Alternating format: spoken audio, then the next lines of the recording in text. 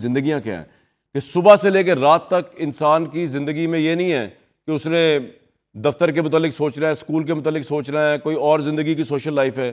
थरपारकर में या चोलिस्तान में लोगों की ज़िंदगी एक ही मकसद है कि पानी कैसे आना है, और लाखों मील दूर सैकड़ों मील दूर जा के सफ़र करना है सुबह से लेकर शाम तक, कभी कुएँ खोद रहे हैं। वो मैंने इनकी ज़िंदगी दिखाई थरपारकर में जाकर। फिर मैं चोलिस्तान में आया पंजाब के अंदर, शहबाज शरीफ साहब CM पंजाब थे, मैंने बताया कि यहाँ पर कितनी बड़ी ग्राउंड रियलिटी के इंसान और जानवर इकट्ठे पानी पी रहे हैं यहाँ पे, और हम इतना ज़्यादा पैसा इन्वेस्ट करते हैं डेवलपमेंट। घंटे पे होते हैं, 8 घंटे पे होते हैं, 5 घंटे पे होते हैं। कभी कभी तो ऐसा होता है बेचारे को, बच्चों को यहाँ बिठा के चले जाते हैं माँ बाप, 3 घंटे बाद आता है और फिर वो अपने बच्चे को लेके जाता है। इब्तिदा में दिन गृह मंत्री अमित शाह का स्टेटमेंट, सिंधु जल संधि कभी बहाल नहीं होगी, कभी बहाल नहीं होगी सिंधु जल संधि, अमित शाह ने कह दिया है। भारत सिंधु जल संधि कभी बहाल नहीं करेगा। पाक में बहने वाले पानी को नहर बनाकर राजस्थान लेकर आएंगे। उस 50% पाकिस्तान जो सैलाब में डूबा हुआ था, वो पानी अगर आप सिक्योर कर लेते तो अगले 2 साल तक पाकिस्तान को पानी की जरूरत ना पड़ती। लेकिन सिक्योर कहाँ करते, जगह ही नहीं है आपके पास पानी रखने के लिए।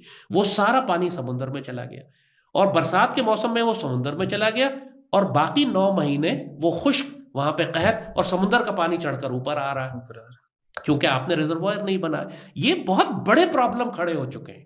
इसका सोल्यूशन ये नहीं है कि आप पाकिस्तान में मजीद डैम न बनने दें या मजीद नहरें न बनने दें या पाकिस्तान में एग्रीकल्चर इनिशिएटिव कोई शुरू न करने दें। पानी तो है ही नहीं। वैसे सर्विस में जो है गटर का पानी जो है भरपूर आता है, और जब पानी आने का टाइम होता है तो लाइट नहीं होती है।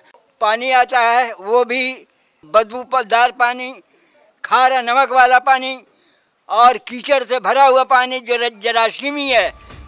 इलाका मकीन कहते हैं कटजरा डैम किधर है? कटजरा डैम 22 किलोमीटर के फासले पे है स्कर्दू से। अब मैं आपको यह कहना चाहता हूं कि अगर भी कालाबाग बन जाता तो आपको पता है कि 7-8 साल में मंगला और तरबेला खत्म हो जाना है, इसलिए उनके स्टोरेज कैपेसिटी खत्म हो गई है। तो अगर भी कालाबाग हमारे पास होता, all Kalabagh would have done was कि वो कंपनसेट करता वो जो स्टोरेज कैपेसिटी है। पंजाब में किसान रो रहा है कि 700-800 फुट पे जाके उसको पानी मिल रहा है, और वो कहते हैं कि 2025 तक शायद ये भी दस्तयाब नहीं होगा। और खुर्शीद शाह साहब कहते हैं कि मेरे टेल तक पानी नहीं पहुंच रहा, और हम कहते हैं कि समंदर में गिरकर ज़ाया हो जाता है। ये मामला है क्या? इसको किस तरह से एड्रेस किया जा सकता है? ये किसके इंटरेस्ट में है कि डैम नहीं बन रहे? कौन नहीं बनने दे रहा? ये जो मुखालिफत करने वाले हैं वो क्यों कर रहे हैं? कैसे आपने इसको स्टडी किया? बड़ा अच्छा सवाल है आपका असदुल्ला साहब। मैं करना पड़ेगा अगर तुम सुबह से जंग करना चाहते हो अपना रेट चढ़ाने के लिए, तो करके देख लो। यही होगा वही जो हो रहा है कि आपस में खाना जंगी करवा के ये सिर्फ भारत के लिए रास्ता साफ करेंगे। भूखा प्यासा पूरा मुल्क भूखा प्यासा है इस वक्त। सिर्फ सिंध को, ये नहीं कि सिंध को पानी की कमी है। इस वक्त सारी क्रॉप्स हमारी जो पंजाब में होती हैं दे आर अफेक्टेड। हमारी हेलो दोस्तों, जैसे कि आप जानते हैं कि भारत ने सिंधु नदी का पानी बंद कर रखा है, चिनाब का भी लगभग कर ही दिया है। तो पाकिस्तान के अंदर पानी के क्राइसिस शुरू हो गए हैं, और पानी के क्राइसिस ऐसे शुरू हुए हैं कि दोस्तों नहाना धोना तो दूर की बात है, उनका पीने का पानी भी नहीं मिल रहा है। और जो पानी पीने का मिल रहा है, कुछ जगहों पर गटर का पानी आ रहा है, जो जैसे कि आपने वीडियो में देखा होगा किस प्रकार से वो बोल रहे हैं कि, लेकिन दोस्तों उनका कहना है कि भाई पानी गंदा है, बदबू आती है पानी में से, इस तरीके की बातें हो रही हैं। अभी दोस्तों कुछ दिनों पहले जब भारत ने इनका जो पानी रोका था, तो उस टाइम में इन्होंने बहुत सारे मीम बना के मजाक उड़ाया था कि यहाँ पे पानी की कमी हो गई, ये वो इस तरीके का इन्होंने मजाक उड़ाया था। अब दोस्तों इसके 2 महीने बाद ही ठीक इनको पता लग गया है कि इनकी हालत क्या हो गई है। दोस्तों पानी के लिए इतनी हाहाकार मची पड़ी है कि अपने बच्चों को सुबह पानी की लाइन में खड़े कर देते हैं और बाद में उसको ले जाते हैं, उसको बाद में घर ले जाते हैं। तो दोस्तों जैसे कि आपने वीडियो में देखा, पाकिस्तान की हालत ज़्यादा बहुत बेकार हो चुकी है। तो दोस्तों आगे देखते हैं पाकिस्तान की मीडिया का रिएक्शन क्या रहा। सवाल है आपका असदुल्ला साहब। मैं कल जब आपको कह रहा था कि कालाबाग पे क्या ऑब्जेक्शंस थे, मैंने आपको कहा कि KP का ऑब्जेक्शन है और सिंध के सियासतदानों का ऑब्जेक्शन है। एक KP का वो जो कांग्रेस वो कहते हैं अवामी नेशनल पार्टी, वो कहते हैं कि नौशेरा डूब जाएगा, और जो सिंध के लोग हैं वो कहते हैं अगर पानी रुक गया उधर रोक देंगे। मिसाल के तौर पे अगर कोई रोक दिया तो हमारा पानी जो नीचे से आके समंदर तक जाना था वो नहीं होगा, और लिहाजा रिजल्ट ये होगा कि समंदर का पानी आएगा। एक कन्वीनियंटली उन्होंने 2 चीज़ें भूल गए। दोनों जो जगह, एक नौशेरा जो है 60 फुट डैम के ऊपर होता, अगर वो कालाबाग डैम बन भी जाता तो 60 फीट उससे ऊपर होता, और सिंध जो है वो 7 मीटर सी लेवल से ऊपर है। तो मैं नहीं समझ सकता कैसे पानी ऊपर आता। पता नहीं इनके पास कोई है, ये पॉलिटिशियंस के पास कोई छड़ी है जो पानी को भी ऊपर ले आते हैं, नीचे से ऊपर जाता है। कह रहे हैं कि लेम एक्सक्यूजेज हैं, तो वो क्यों हैं? क्या इंटरेस्ट है, क्या मैं आपको बताता हूं एक चीज, मगर हम लोग टाइम ना हराम करें, इसलिए चीफ जस्टिस ने कहा है कि हर सूरत में हम इसके बारे में और बात नहीं करना चाहिए। इसलिए चीफ जस्टिस कहते हैं कि ये जब तक 4 सूबे राजी नहीं होते हैं ये होना नहीं चाहिए। चलिए, तो लेट अस फॉरगेट कालाबाग। फिर मैं आपको बताता हूं कालाबाग से एक बेहतरीन ऑल्टरनेटिव है, कालाबाग से बेहतर है, और वो ऑल्टरनेटिव है एक जगह, उसका नाम है कटजरा डैम। कटजरा डैम किधर है?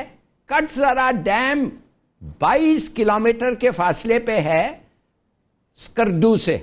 अब मैं आपको यह कहना चाहता हूं कि अगर भी कालाबाग बन जाता तो आपको पता है कि 7-8 साल में मंगला और तरबेला खत्म हो जाना है, इसलिए उनके स्टोरेज कैपेसिटी खत्म हो गई है।